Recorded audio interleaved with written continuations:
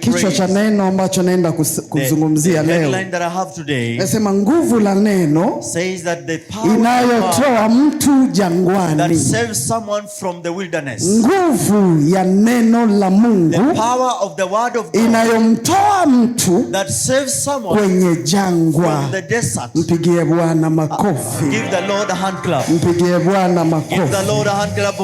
Hallelujah. Tasoma katika kitabu cha Mathayo. We shall read from the book of Matthew, sura yake ya 4, chapter 4, na mstari wake wa kwanza mpaka mstari wa 11. Verse 1 to 11. Kisha Yesu alipandishwa na Roho nyikani ili ajaribiwe na Ibilisi. Akafunga siku 40 mchana na usiku, mwisho akaona njaa. Mjaribu akamjia akamwambia, ukiwa ndiwe mwana wa Mungu, amuru kwamba mawe haya yawe mikate. Naye akajibu akasema, imeandikwa, mtu hataishi kwa mkate tu, ila kwa kila neno litokalo katika kinywa cha Mungu.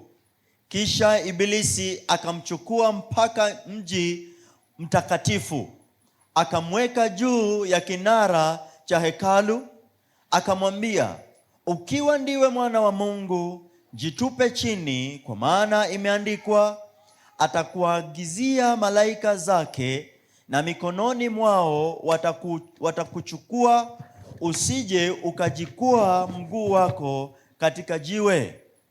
Yesu akamwambia tena, imeandikwa, usimjaribu Bwana Mungu wako. Kisha Ibilisi akamchukua mpaka mlima mrefu mno, akamwonyesha milki zote za ulimwengu na fahari yake. Akamwambia, haya yote nitakupa ukianguka kunisujudia. Verse 10.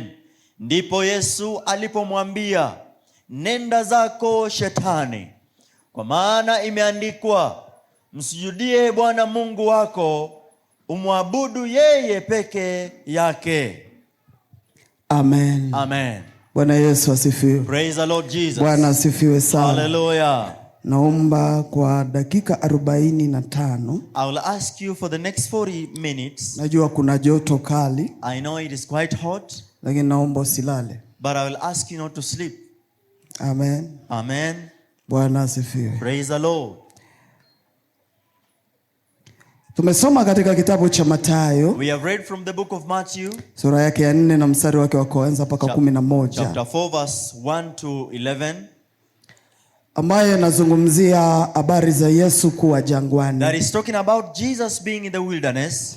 Akienda kufunga siku 40. When he went to pray and fast for 40 days. Na katika siku 40, and in these 40 days, Biblia inasema mjaribu akamjia. The Bible says that there came a tempter. Na huyu mjaribu alipomjia, and when this tempter came, akamjaribu. He tempted him. Akamjaribu. He tempted him. Amemjaribu Yesu, and he has tempted Jesus akiwa jangwani. While he was in the wilderness. Nataka uelewe kuhusu jangwa. I want you to understand about the wilderness. Jangwa ni mahali pakavu. Wilderness is a place that is deserted. Jangwa ni mahali ambapo pana ubaridi. It is a place that is cold in the night. Ambao ni upepo. That is full of wind blowing. Jangwa ni mahali ambapo jua ni kali sana. Wilderness is a place that is so sunny and very hot. Jangwa ni mahali hakuna kivuli. It is a place where there is no shade. Jangwa ni mahali ambapo maji ni ngumu kupata. Wilderness is a place where you can't find water easily. Yesu alikuwa kwenye jangwa. And Jesus was in the wilderness. Usiku na mchana. Day and night. Akiwa kwenye jangwa. He was in the wilderness. Na hili jangwa. And this wilderness. Alikuwa anafunga. He was fasting. Na katika hali yake ya kufunga, and in this situation, usiku na mchana, every night and day, ndipo Ibilisi akaja. And is when the devil came. Biblia inasema ya kuwa, the Bible says, Yesu akamshinda. And Jesus defeated him, overcame him, kupitia neno. Through the word. Tunaishi katika dunia, we are living in the world, ambayo watu wengi wanadhani, that so many people think, ninapookoka, that when I get saved, Nimemalizana na vita. I am done with the wars. Ninapookoka, when I'm saved, sina tena majaribu. I have no temptations anymore. Ninapookoka, I get saved, siwezi tena kukemea. I can no longer repeat. Lakini nataka kukuambia, but I want to tell you, wakati unampokea Yesu, when you receive Jesus, kuwa Bwana na Mwokozi wa maisha yako, the Savior of your life, unajiunga, you are joining yourself into an army. Unajiunga, you are joining yourself into an army. Kwa jeshi, and in an army, mtu anapojiunga, one joins them. Kuna vile wanawafundisha. There is a way they are taught and trained. Wanawafundisha kujua adui. They are trained to understand the enemy. Kujua unaingia kwenye jeshi ya nchi hii. You know that you have come into the army of this country. Maadui wetu ni hawa na hawa. And these are our enemies. Na hawa maadui, and these enemies, tunapiganaga nao hivi. This is how we fight them. Ili uwe jeshi mzuri, for you to qualify to lazima kuelewa adui. You have to understand. Lazima kujua adui yako ni nani. You have to know who is your enemy. Kwa hiyo wakati ambapo watu wanaenda vitani, therefore when people are going for war, wengi ambao wanafariki haraka, those who die quickly, ni wale watu ambao hawajui adui. They are those ones who do not know their enemy. Na ni wale watu ambao, and they are those people, wanajua kupigana aina moja. That they only know one style of fighting. Unaweza kuwa katika vita, you can be in a war, lakini kuna vita ya maji, but there is a war that is kuna vita ya nchi kavu, there is that one on the land, kuna vita ya juu, and there is that one that is done. Kwa hiyo askari mzuri, and the anajua vita vyake, is one who knows how, anajua hivi vita, and knows this kind siwezi of war, kuvipigana juu, I cannot fight kwa sababu vita hivi ni vya chini, because this one is on the land. Kwa hiyo lazima nipigane chini. I have to fight it on the land. Wakati mwingine anapoangalia vita, anaangalia anasema hivi vita ni vya baharini. It is one in the navy. Kwa hiyo sitapigana kwenye ardhi, lazima niingie baharini, nichukue silaha zangu ili niweze kupigana. Kwa hiyo askari mzuri anajua adui ni adui gani. Is what kind of an enemy. Bwana asifiwe. Praise the Lord. Bwana asifiwe. Hallelujah. Nakwambia unapookoka, I tell you when you get saved, unatangaza vita na adui. You announce a war between you and the enemy. Na wakati unapotangaza vita na adui, and when you declare this kind of war, adui anakuwinda usiku na mchana. Day and night your enemy is on your neck. Na ajaji kwa njia moja. And he doesn't come in one way. Anakuja akijibadilisha kwa njia nyingi. He comes changing in himself. Leo unaweza kumpiga kwa njia, you can fight him in this lakini way. Kesho akatokea kwa njia. And tomorrow he comes in another way. Unampiga kwa njia, unasema asante Yesu. Say, thank you, Lord. Adui anarudia nyuma, anajipanga tena ili aweze kupigana tena na wewe. Tunapoishi chini ya jua, tuko vitani. Tuko vitani. Tutapumzika wakati tutaingia mbinguni. Tutapumzika wakati ambapo kanisa litanyakuliwa. Tutapumzika wakati tutamwona mwana kondoo macho kwa macho. Biblia inasema atafuta machozi. Kumbe machozi ni sehemu ya maisha ya mtu. Bwana asifiwe. Praise the Lord. Bwana asifiwe. Praise the Lord. Hallelujah. Hallelujah. Anasema nitachukua kitambaa. He says that I'll take a handkerchief or a piece of cloth and I will wipe your tears. Tuko vitani. We are in a war. Siku baada ya siku. Day after day. Na vita vyetu. And our war. Vikubwa. The greatest war we have. Nimekwambia lazima uelewe vita. I told you have to understand the war. Ujue adui. You have to know adui yako anatumia vita gani. What kind of tactic Na vita ambavyo anavyotumia and the tactic that is using ni aina tatu. Is 3 ways. Mwambie aliye pembeni yako, tell the one is close to you, amka. Arise, or rather wake up. Siko hapa kukubembeleza. I'm not here to make you to pamper you, sleep, you see. Amka. Wake up. Bwana asifiwe. Praise the Lord. Bwana asifiwe sana. Praise the Lord Jesus Christ. Hallelujah. Hallelujah. Tunayo vita. We have wars. Na vita vile viko na sehemu tatu. And this kind of a war has 3 sections. Kwa mteule. To a Christian. Na hivi ni vita vikubwa. And it is the greatest war. Ambavyo tunapigana navyo. That we are fighting. Siku baada ya siku. Day after day. Vita vya kwanza. The first war. Ambavyo adui analeta. That the enemy is waging against us. Ni dunia. Is the world. Hatupigani na milima. We are not fighting against the mountains. Hatupigani na miti. We are not fighting against. Hatupigani na ardhi. We are not fighting the earth. Lakini tunapigana na system. But we are fighting against the ambayo imewekwa that has been put katika dunia, in this world, ambayo inafanya that is making watu wengi wanakuwa adui wa Mungu. Many people become the enemy. Ndio Biblia inasema. And that's what the Bible says. Kuna tamaa ya macho. There is that a lust of eyes. Kuna tamaa ya mwili. There's the lust of the body of the kuna flesh. Kiburi cha uzima. There is kind of ambavyo ni vita vya dunia. That is a war of the world. Vinavyofanya watu wengi that is causing so kuwa mbali na Mungu. To be away from God. Tamaa ya macho.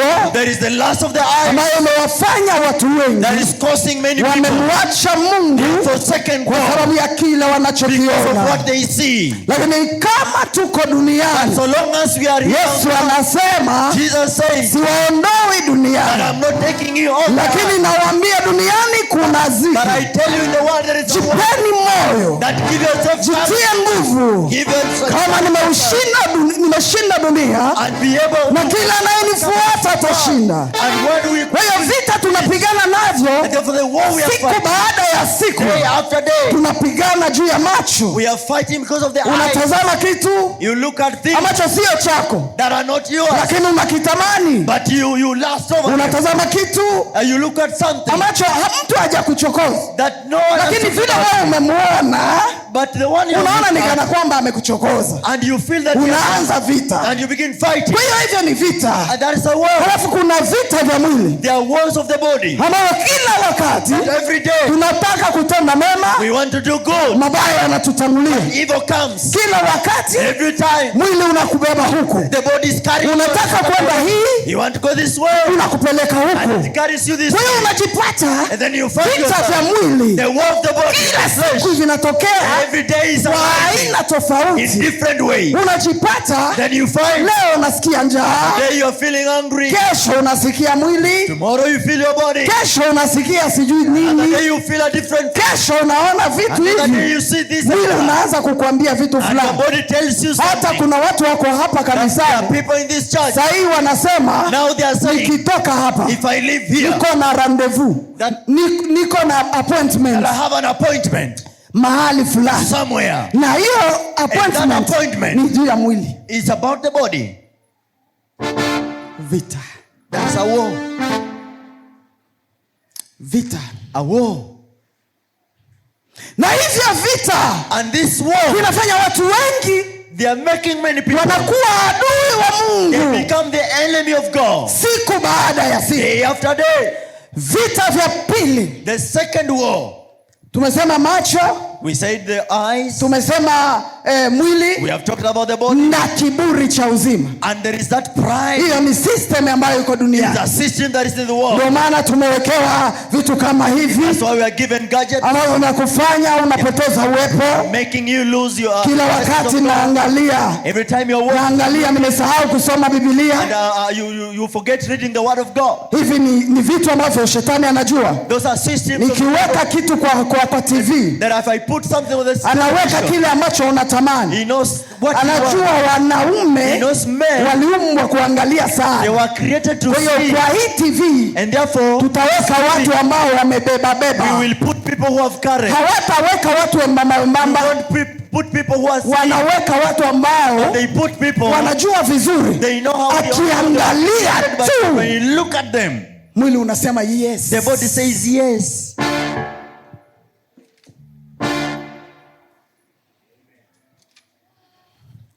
Na hivyo ndio vitu tunapenda kuona. And that's what we like watching.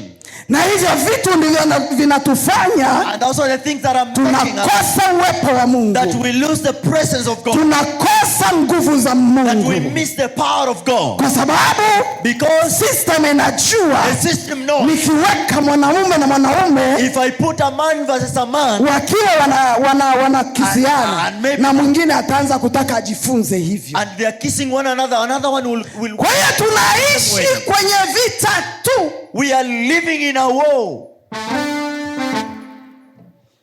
Niwe na pesa nyingi, that I need so much money, ili niwe na kiburi, for me to have pride, nitembee dunia, that I walk in the world, ili kila mtu ajue mimi ni nani, let everyone know who I am, nichukue utawala, that I be all the everybody, that I be able to be everybody, so for them to know niseme hapana. Bwana asifiwe. Praise the Lord. Kwa hiyo kiburi cha uzima, therefore the pride, watu wanapigana, people are fighting, tu waitwe kina nani, that they be called names, na hiyo ni hatari, and that is dangerous. Vita vya pili, another war ambavyo tunapigana navyo, that we are fighting, ni vita vya mtu binafsi. It is the personal war. Bwana asifiwe. Praise the Lord. Vita vya nyama na damu. It is war against yourself, blood and flesh. Vita ambavyo, it is a war, kila wakati, that every time unajipata you find yourself unapigana. You are fighting. Hata unavyonitazama sasa hivi, even as you are looking at me, uko kwa vita. You are in a war, na hakuna anayekupiganisha, and you don't know who is fighting. Lakini ni wewe mwenyewe binafsi. But it is you alone. Ukijitazama kwa kioo, when you look at yourself in the mirror, unajiambia, you tell yourself, angalia vile niliumbwa, see the way I was pua yangu ni nene, pua yangu ni amunene, that my nose is big, kama pua yangu inalala, and my nose is maybe slim, or kama maybe ningetengenezwa kidogo, if I could be made like this, ipande kidogo, that just to look. Kwa hiyo unajipata, then you find hofu inakuja ndani yako, unaanza kujidharau, and you begin looking unaona kama Mungu hakufanya vyema. God did not make you acha nitafute pesa, find money, niende nikatengeneze pua. Vita vyako mwenyewe. Unajiangalia, look at yourself, unasema mimi, and you say, Mungu angeniongezea kaurefu kidogo, dunia ingeona, the world will know me. Lakini bahati mbaya, just by mistake, niko mfupi, I am short. Vita vingine, another war, unajiangalia, you look at unasema siku hizi watu wanafuga ndevu, lakini wewe zako haziko malaki. They are not, tunatokaga tumachongo tumoya hivi, unajaribu kunyoa juu ndevu zijae, lakini zako hakuna. Ukikaa hivi unasema siku hizi najua wanawake wanaomba sana, wanaume wa ndevu, lakini angalia sina ndevu. Kwa hiyo unajiangalia, unaanza kujipiga mwenyewe.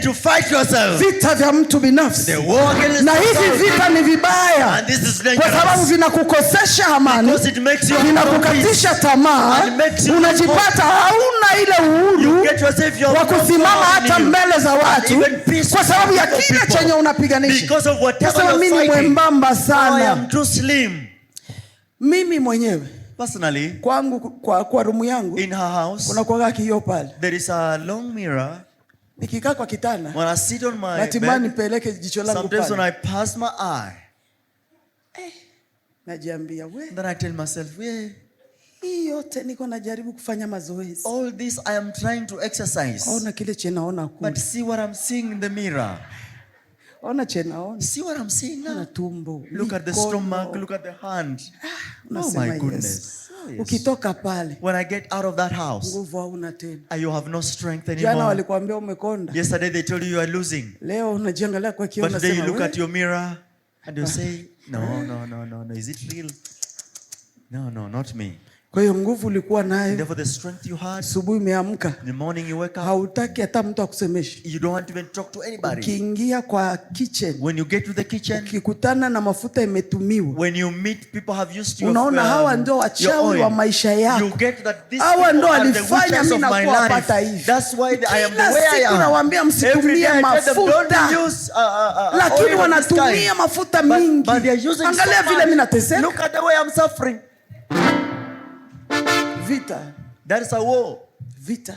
That is a war. Vya mtu binafsi. Of you within yourself. Vita ambavyo vinakuambia a war that tells you miaka inaenda hautazaa. That years are passing, you'll never give birth. Unakaa unaanza kujichosha wewe mwenyewe. You sit back and you begin getting tired. Unasema miaka imeenda. And you tell yourself that time is gone. Ukitazama kwa uso. When you look at your face, unaanza kuona mikunjo. You begin looking at the wrinkles. Unaanza kujiambia kwa. And you tell yourself maisha that life is not part of me. I don't know where it is going. Unakutana unaanza kutembea. Hauna tena furaha. You have no mtu akikuuliza macho yanakuwa kama yamelala. Na japo ni mchana na umesimama, lakini kwa sababu ya yale unabeba ndani ya maisha yako, wewe mwenyewe unapigana vita. Presha inapanda, wakikuuliza unasema hapana, lakini kinachokusumbua ni vita vyako mwenyewe binafsi. Vita vyako mwenyewe. The war against yourself. Naona kama Bwana ataniacha. And you tell yourself, I see my husband, he will leave me the way I look like. Jirani yangu hapa juu. Hapa hivi anashushukaga kwa hii stairs. When the way juu akiteremka. Anakuwaka mwanamke mzuri. Sorry? Nasema hapa juu. When you are high, right? Manake vita ambavyo vinako sauti na kuongelesha. The voices that you are talking inakuambia to you, it is telling you. Unaona ule anapitaka. You see the way that this person who passes here is always Mungu very smart. Nisaidie asikutane na bwana. Oh, God help me that she doesn't meet my husband. Oh my goodness. If she meets my husband, I'm done. Because you've watched yourself in the mirror. You look like I don't know where you're going to. And they will tell me she's passing by. And your husband, he's anaonaga wazuri na wabaya, lakini yuko na wewe, na anakupenda wewe, and he loves you alone. Lakini vita vyako ya akili yako inakufanya making you suffer and fear and suffer so much that you feel that you're losing it. My goodness. Wakikuuliza umekimbia wapi? Have you been running? Mwanamke anapopita, mwanaume anasema mke wangu, oh my wife, amechelewa, oh she's now not, hivi amechelewa, this one that she's taken time, kile chenye I don't know what she's doing now. I can see what other people are now feeling. Ndio maana watu wanakuja nyumbani. And that's why people come in the house. Hiyo siwezi iongea. I can't talk about that. Perfume yako inanukia aje? How is your perfume? Mbona ulitoka hapa perfume inanukia hivi? And you came out of the house while smelling perfume imerudia hivi. And now you come back smelling different. Kuna watu wanajipaka rangi ya mdomo. There are people who have applied alafu wanakuaga na lamba. And always they are analamba mdomo. They are always licking their lips. Lakini sasa anaogopa kwenye yuko. And they are afraid wherever they are. Akitaka kulamba hivi. If they want to lick their lips, they tell them no. Unajua nikifika kwa nyumba, when I get to the house, rangi kama hakuna, when this lipstick na is nilitoka nayo, and I left with it, batauliza ni nani aliyefanya itoke rangi? Is this that kissed you? Kwa hiyo unakuwa mdomo, and therefore you just become like a robot. Mtu akikuuliza nini? When someone is asking you what is it? Au mwambi kitu. You don't talk anything, say anything. Lakini uko unachukana na rangi. But you just taking care of your lips. Because you know when you get the house, wakiona hauna rangi, when they see you don't have lipstick, they'll ask you, who is this that had to kiss your lips? Na japo huyu mtu akuwazi, and yet this person is not thinking about you. Hawazi hata mdomo wako. Not even thinking about your lips. Wala nini. And nothing about you. Lakini tu juu ya vita. Just because of the war. Inakutesa. That is making you suffer. And then you become a slave. Siko mrembo. I'm not beautiful. Wengine ni warembo. Others are beautiful. Mimi nitakaa katikati ya watu kweli. How do I stay among people? Hata saizi unawaza. Even the way you just thinking, you see. Vita.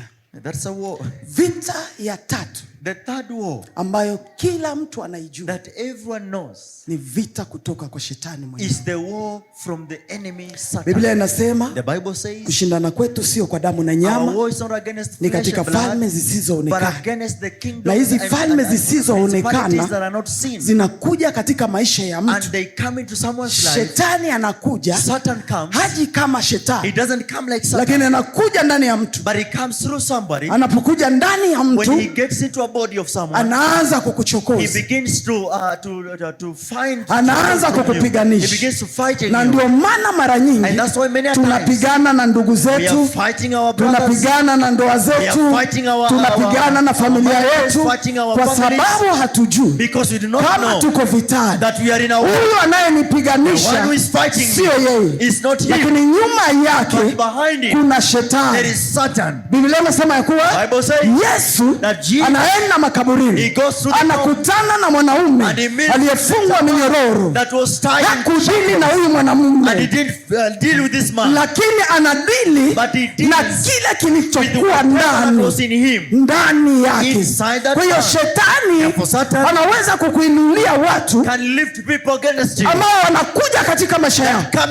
Usipokuwa makini, utapigana na kila mtu, kwa sababu unajua huyu amenikwaza, huyu amenikwaza, huyu ananisema, huyu ananishimanga, lakini ni kazi za shetani. Kwa shetani anakuja ndani ya mtu, ndio maana anakukwaza. Unaamka asubuhi, unaona tu umekaa vizuri, you okay in the morning, lakini ukiangalia hivi, but you look around, naangalia vile vitu ulisema vifanyiwe, havifanyiwi. And you feel whatever you thought that will happen. Na ukiuliza mtu, and when you ask someone, kuliko akwambie pole, instead of telling you sorry, anakujibia vibaya, and will answer you just rudely. Mara moja pale hasira inapanda, and immediately your anger rises. Ulikuwa mtu ambaye mchana ungebarikiwa, you were someone in the day you'll be blessed, lakini shetani ameingia, but Satan comes in, hasira ipande, and there is that anger that will rise, ili afunge, so that he closes neema na baraka the grace and the blessings. Ni hatari sana. That is so dangerous. Kukaa na watu aina hii, to stay with kind of a people, ni hatari. It's dangerous. Kwa sababu unaweza kuzania ni kitu cha kawaida, because you can think it's a normal thing, lakini shetani anajua, but Satan knows, nikichokoza hapa, if I touch here, huyu hatakaa na amani, this one will not have peace, hatacheka, he will not laugh. Kwa hiyo anainua watu, and therefore he raises people, na wale watu, and that army, wanakuchokozaga kila siku, every time they are after you. Na wewe ukiendelea, and when you continue the same mood, baraka inatoka, the blessing is left, maendeleo yako haipatikani, your success is not found, kwa sababu neema imefungwa, because the grace has been locked. Kwa hiyo kuwa makini. Therefore be careful. Napenda Ibrahim. I like Abraham aliangalia yeye na Lut, looked at him and Lot, hawa watumishi, and even the servants, wanaanza pigana, and they began fighting, na hii kupigana yao, and their way of fighting, itapanda itakuja kwetu, it will rise to us, na itatukosesha baraka, and it will cause us not to have Bwana blessings of God. Sikiliza, and he told my brother Lot, hatuchukiani, we are not against one another, lakini tukiendelea pamoja, but if we continue together, vita vitakuwa vingi, the war shall be greater. Kwa hiyo mimi nataka, therefore I pray you, wewe tafuta ni wapi utaenda, that find your route away. If you go this way, I will go this way. Sio dhambi kuachana. It is not a sin to depart, to leave one another. Sijakwambia ndoa, msianze kuniambia sema I've not talked about marriage. Pastor said that we leave one another. No, it's not about that. Bwana Yesu asifiwe. Praise the Lord Jesus. Mtu yoyote ambaye anakukwaza kila wakati, anyone that is there to mpende kama ndugu yako, love them as your brothers, lakini jitenge na yeye, but always keep distance from them, kwa sababu hiyo vita, because that war inaweza kukosesha mbingu, can make you not have kila wakati kuongea, every time talking, inaweza kukosesha uwepo wa Mungu, can cause the presence of God depart from you. Kwa hiyo shetani, and therefore Satan anajua, knows, nikimuinua huyu, if I lift him up, nitampiga huyu, I will beat this one down. Kwa hiyo shetani anaingia katika hali ambayo gets into a level, a certain way that is not seen by the eyes, na mwili, but we don't touch you, lakini ni katika falme zisizoonekana, but in the principalities that are not seen. Bwana Yesu asifiwe. Praise the Lord. Bwana Yesu asifiwe. Hallelujah. Kwa hiyo lazima uelewe, therefore you have to understand, kujua habari za vita, understand about the war.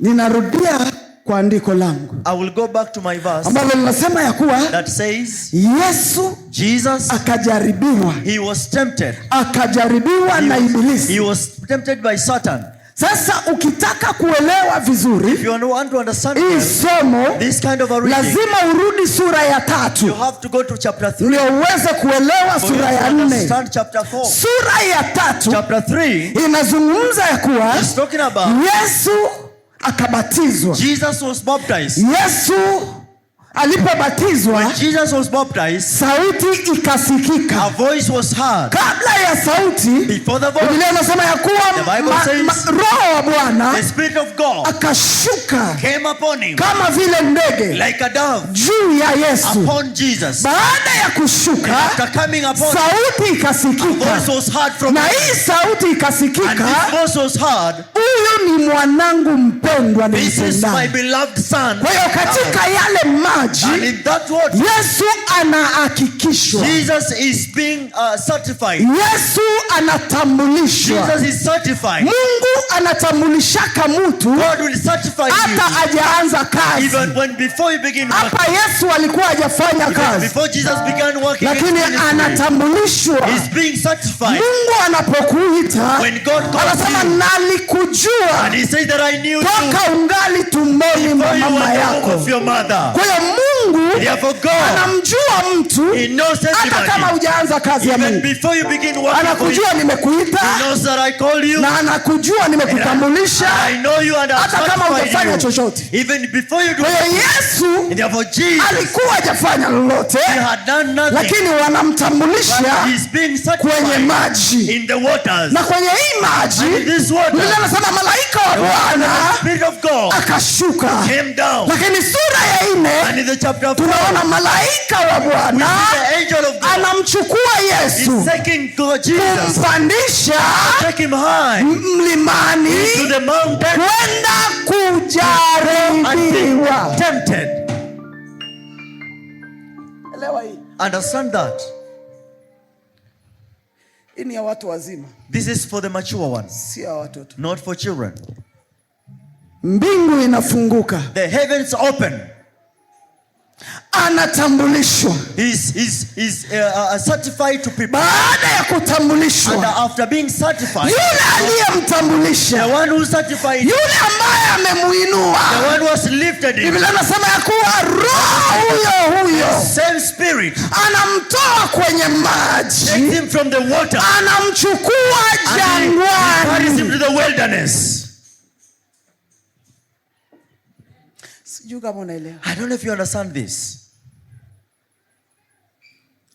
Unapokuwa kwenye maji, when you are in the water, ni mahali watu wanakupigiaga makofi. It's a place where people are. Unapokuwa kwenye maji, when you are in the water, ni mahali ambapo watu wanakupenda. It's a place where people love you. Unapokuwa kwenye maji, when I'm in the water, kila unachokifanya ni kizuri. Everything you do is good. Kila unachokigusa kinagusika. Whatever you touch is good. Kila unachotenda kinatembea. You do happens. Unapokuwa kwenye maji, sauti inasikika. A voice is heard. Tena inasikika juu yako.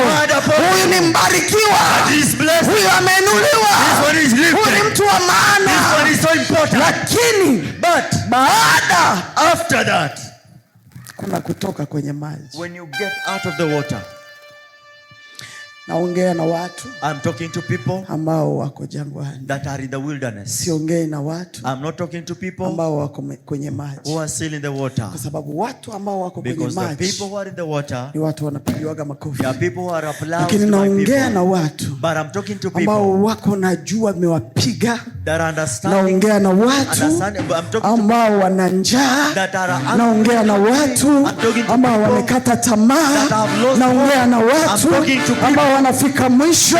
Naongea na watu ambao wako vitani. Biblia inasema ya kuwa akiwa kwenye maji, mbingu ikafunguka. Akiwa kwenye maji, sauti ilisikika. Akiwa kwenye maji, neema ilionekana. Na huyu Roho wa Mungu ambaye alishuka juu yake. Biblia inasema akamshika, akamwambia toka, toka, ili kukomaa, ili kukomaa. Haubakiagi kwenye maji, lazima utoke kwenye maji, upelekwe jangwani. Bwana asifiwe. Hallelujah. Hauwezi kukomaa kwenye maji. You cannot mature in the water. Hauwezi kukomaa unapobembelezwa. You cannot mature when they are pampering you. Hauwezi kukomaa. You cannot mature up. Kila lolote wakwambie umefanya vizuri, you have done it well. Ili kukomaa, for you to mature, lazima kula mifupa. You have to crush bones. Haukunywi tena maziwa. You no longer take milk. Lakini unaanza kula mifupa. But you begin crushing your na wenye those meno ndio wanakulaka mifupa. And therefore your teeth are the one that crushes those bones. And Jesus takes you jangwani, into the wilderness. Jangwa. And the wilderness ambalo limejaa, that is full, vumbi is nyingi. Full of dust. Jangwa ambalo, a desert, upepo usiku ni mkali, that the winds in the night are so na ule upepo unarushaga mchanga, and those winds are blowing the sun, usiku na mchana, day and night. Akiwa pale, while in the wilderness, siku ya kwanza, the first day, shetani hakuonekana. Satan was not seen. Siku ya pili, the second day, shetani hakuonekana. Satan is not seen. Siku ya saba, the seventh day, siku ya 10, siku ya 20, siku ya 40, ndipo shetani anatokea. Shetani anajua kupiga mwisho kuliko kuanza mwanzo. Anajua nikipiga mwanzo bado angali na nguvu. Kwa hiyo alimtokea Yesu wakati ana njaa. When he is hungry. Wakati ana njaa. In the time when he's feeling hungry. Watu wengi wanaanguka. So many people fall. Watu wengi wanashindwa. People are defeated. Wakati ibilisi anatokea. Wakati ana njaa.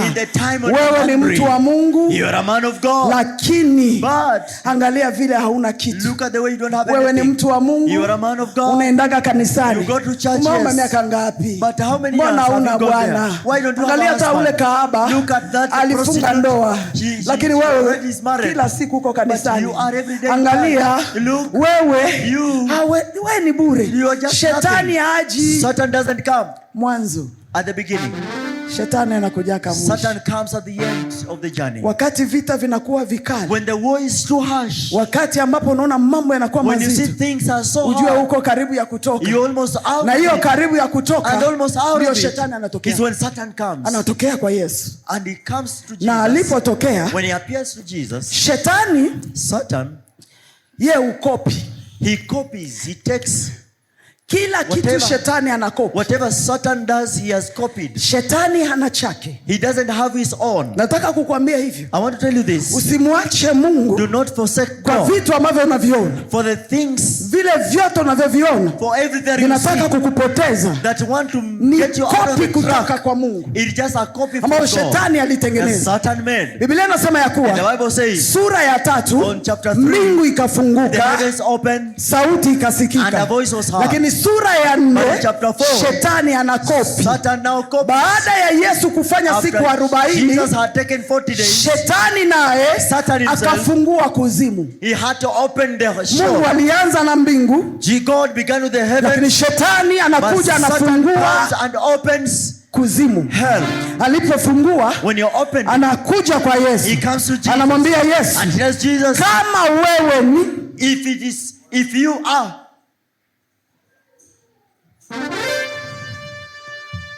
Bwana asifiwe. Praise the Lord.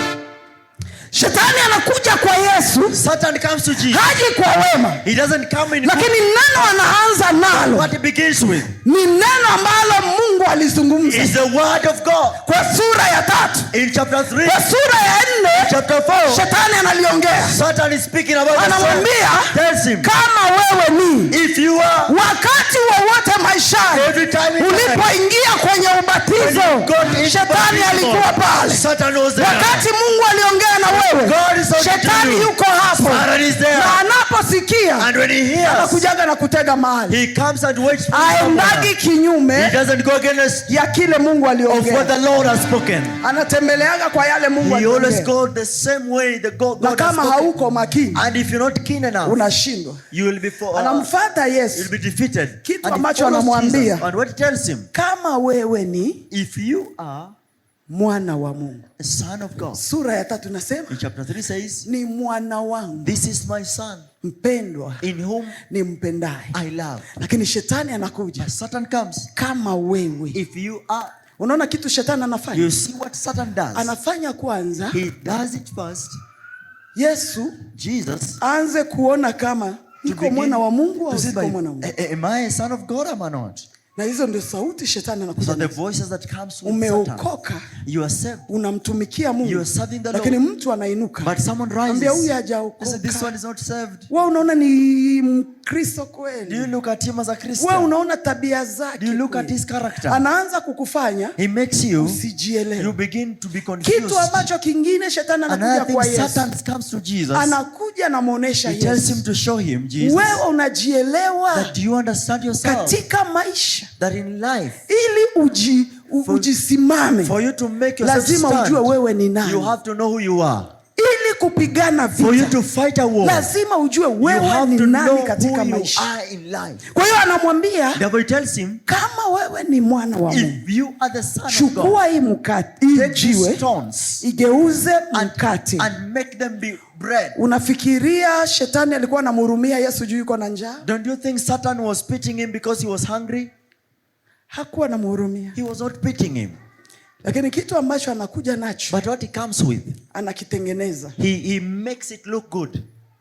Anapokitengeneza, and was making it, nakwambia kama molding it, if you are, wewe ni mwana wa Mungu, you are the son of God. Na wakati anazungumzia mkate, and when he's talking about the bread, anajua Yesu yuko na njaa. He knows that Jesus is hungry. Shetani anakujaga, Satan comes kulingana na hitaji uko nayo, according to the desire that you have. Na ndio anaanzaka kuongea. And that's how he begins speaking. Sikia papa Gabi. Tells you, come on. Najua una haja ya pesa. I know you need money. Kuna mganga mmoja. But there is one witch somewhere. Najua una nia ya Bwana. I know you have kuna kibwana kimoya. But there is somewhere. Usipoelewa, if you do not understand, Tanzania aliye karibu yako ni mzuri. The one who is close to you kumbe is so tayari mjaribu, instead is a temptation. Ameshaingia pale. A tempter has come through it. Anamwambia kama. Tells him that if you are. Yesu anamwambia. And Jesus tells him. Imeandikwa. It is written.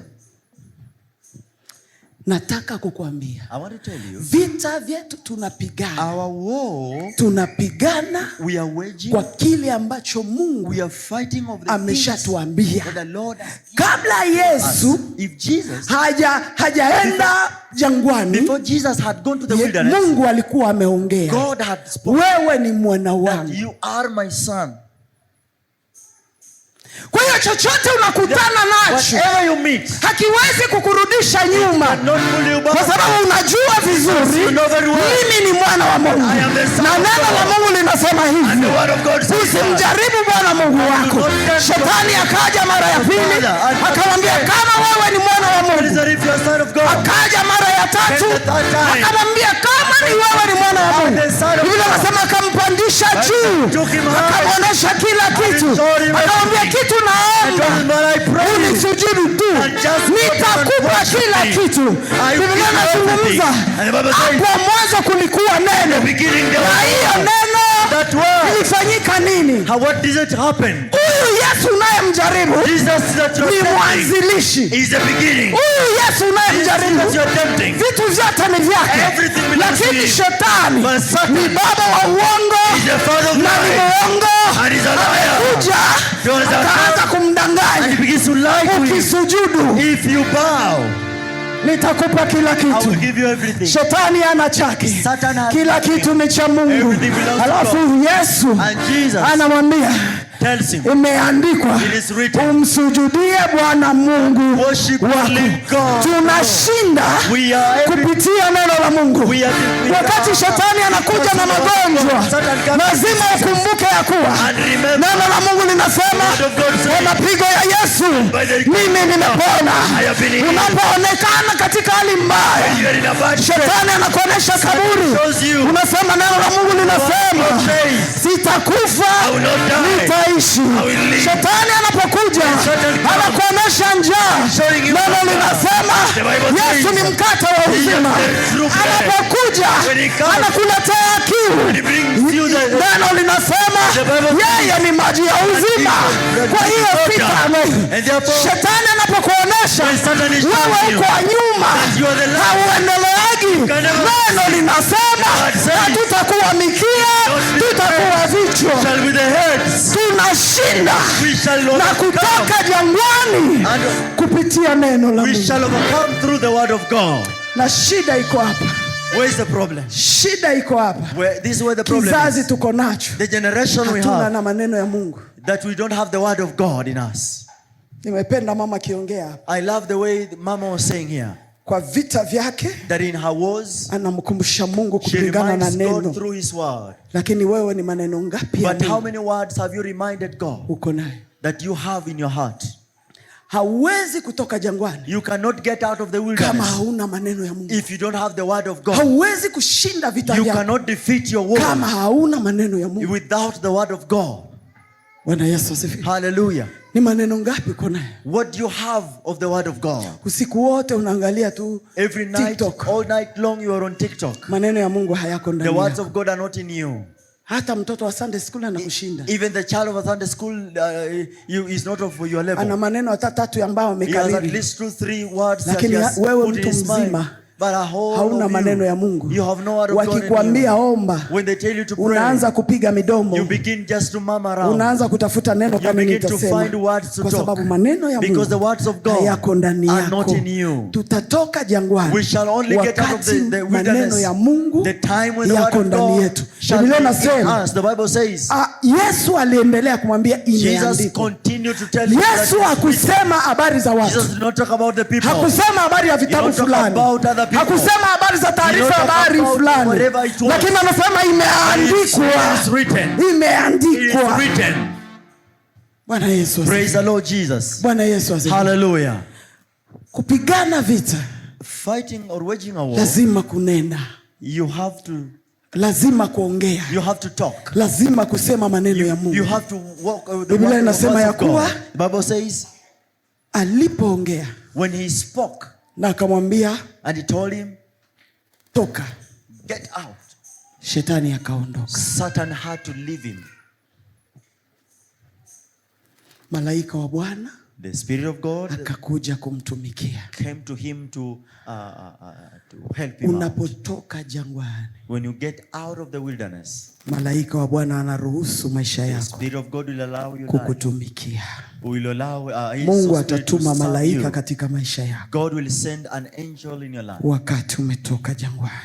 With the time when you depart out of the wilderness. Ili utoke jangwani, for you to get out of the wilderness, lazima ujue, you have to know, kuna wakati there is a time Mungu anaruhusu kukaa kwenye maji. God allows you to stay in the water. Kuna wakati and there is a time Mungu anaruhusu upite upepo. God allows you to go through the wilderness. Mungu anaruhusu ziki. Will allow danger. Mungu anayeruhusu ziki, the God who allows danger, alikuamini kwa hiyo ziki. Trusted you in that danger. Ndio maana uko hapo. That's why you are there. Anajua utatoka. He knows that you will be victorious. Bwana Yesu asifiwe. Hallelujah. Hauwezi ingia kwenye jaribu yoyote, you cannot get into any temptation ambayo hautaweza. That you not be able to overcome. Ukiona jaribu yoyote katika maisha yako, temptation in your life, Biblia inasema kwa Yesu yuko kwenye maji, malaika huyo ya Bwana anampeleka jangwani. Alijua jangwa halitamweza Kristo. Kwa hiyo wakati wowote unapotembea katika maisha yako, unapoona baraka za Mungu, unapoona mbingu imefunguka, jua unatembea na kuzimu, nako kunafunguka. Kuzimu kunafunguka. Know that also the hell is opening. Wakati wowote Anytime. Unapoona baraka nyingi. When it's the blessings of God overflowing you. Kuzimu kunafunguka. Also the hell is opening up. Na usipokuwa makini. And if you're not keen, kuzimu inaweza kukubeba. Hell will carry you. Kwa hiyo baraka yoyote Mungu anakubariki. Anytime the blessings of God are upon you. Baki ndani ya neno la Mungu. Remain in the word of God. Baki kwa Mungu. Remain in God. Shida. The problem. Watu wengi. Many people. Hawajui. They do not mbingu inapofunguka. That when the heavens umepata open, safari. That you have umepata mume. Umepata mtoto. Umepata pesa. Umepata nini. You have whatever it is. Hawajui kama na huku. They do not know that the other side. Kuzimu kunafunguka. Hell is opening its mouth. Na ndipo hapo mtu anaanza kujiinua. And it's just to those people who are being proud. Ulikuwa na salimiana usalimiani. Maybe you were greeting people, no longer greet people. Ulikuwa na moyo wa chini. You had a humble heart. Unaonesha sasa watu. And suddenly you begin showing mtaniambia nini nyinyi? What are you going to tell me? Hakuna chochote mtaniambia. There's nothing you can tell me anyway. Mwanzo wa kiburi. The beginning of your pride. Ndio mwanzo wa anguko ya mtu. It is the fall of your life. Mtu yoyote anayejiinua. Anyone who lifts himself in pride. Kipiga ngoma sana. And you are there, you maybe beating up the drum so much. It will break, it will burst. Inapasukaka. It will always burst. Kama Mungu amekuinua. If God has lifted you. Jua kuna jangwa. No, there is a reason. Kuna jangwa. Oh, there is a desert or a wilderness. Kuna wakati unapigiwa makofi. There's a time people are applauding you. Na kuna wakati wanakutukana. And there are time abusing you. Lakini hiyo yote. But all this. Wakati mtu anaingia kwa jangwa. When people get into wilderness. Ni wakati wa mtihani katika maisha. Is a time of examination or test in their life. Na wakati uko kwenye mtihani. And when you are sitting for your test. Unajiambiaga nikishinda. Tell yourself if I overcome it. Nitapigiwa makofi. I'll be applauded. Kwa hiyo unapata mtu ambaye yuko kwenye mtihani wa maisha yake. Who is in a test of his life. Hamlaumu Mungu. He will never blame God. Halaumu watu. He does not blame people. Anaambia Mungu asante. Telling God thank you. Kwa maana umeruhusu nipitie mtihani. Baada ya huu mtihani. After the test. Shetani anaondoka. Satan will depart from me. Kama uko kwenye jangwa mchana wa leo. If you are in any desert today. Usilaumu watu. Do not blame people. Usimlaumu Mungu. Don't blame God. Kuko watu wakipitia kwenye jangwa. There are people when they go through dangers or deserts, they always be defeated kwa sababu hawajui kama ni mtihani. Because they do not know that it's a wanaanza test. Kulaumu. They begin to blame. Naingiaga kanisani. Oh, I go to church. Natoaga moja ya 10. Oh, I give my 10th natoaga offering. sadaka. Oh, I give my nafanya offering. nini? Oh, I do Mbona this Mungu and that. ameruhusu mtoto wangu aumwe? Mbona Mungu ameruhusu niumwe? Mbona Mungu ameruhusu nianguke? Mbona Mungu ameruhusu nifanyike hivi? Nyamaza kimya huko kwenye mtihani. Be silent because in a test. Kwa sababu kwenye huo mtihani. Because in that exam room. Unapomaliza. When you are done. Kuna kupigiwa tena makofi. There is again people applauding you. Sio na watu. Not by people. Lakini malaika. But the angels of heaven. Mungu anaruhusu katika maisha. God will allow in your heaven, in your life. Nguvu.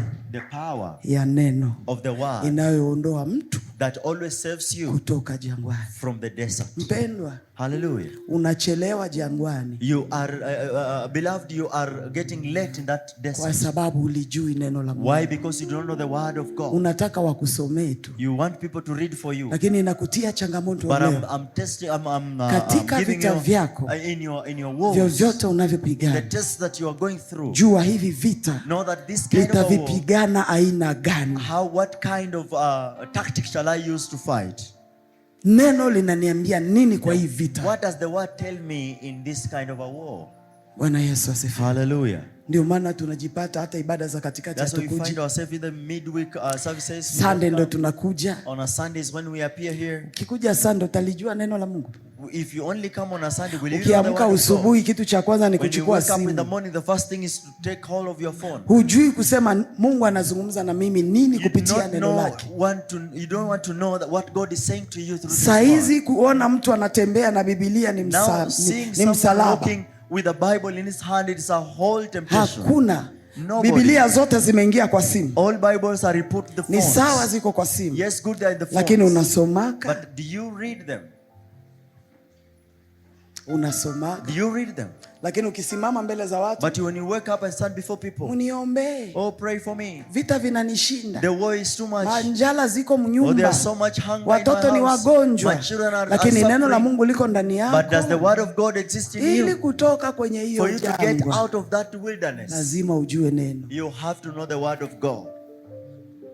Kiona watu wanashinda huko nakaa mpaka unasikia hapa panauma, until when you feel unasoma Biblia, reading the word of God, sababu unajua hii Biblia, hili neno ndo njia, this word is the way, hili neno ndio taa, hii ndo uzima, hii ndo visa ya kunipeleka mbinguni, this is my visa to heaven. Lakini hautaki kusoma, but you don't want to read it. Hautaki, you don't want to read it. Hautaki, you don't want to read it. Kilijua neno waanguki kwenye dhambi. Those who, if you know the word, you will not fall into sin. No way. Unajua kama you know that nikizini, if I fall into sin, dhambi, Biblia inasema the Bible says dhambi zote ziko nje, all sins are outside the body ya mwanadamu, lakini dhambi ya zina ni ndani. But the sin, sexual impurity is inside. Tu zina mara moja, if you sin sexually once, inafunga baraka zako, it closes down every blessing, neema yako, closes every grace. Zina ikijitokeza, if it comes to you, unasema sitaki maisha mabaya, say please I don't want bad life, acha ikae, let it be. Sitaifanya. No, I won't do it. Kwa sababu unajua neno, because you know the word of God. Lakini kama hujui neno, but if you don't know the word, wewe unaangukaga kila siku, you will always fall every day. Jua neno la Mungu. Know the word of God. Likae ndani yako. Let it stay in you. Ili uweze kumwabudu Mungu. For you to worship God. Na ushinde vita vyako vya jangwa. Be able to overcome katika jina la Yesu. in your life in Jesus' Simama name. na miguu yako. Arise on your feet.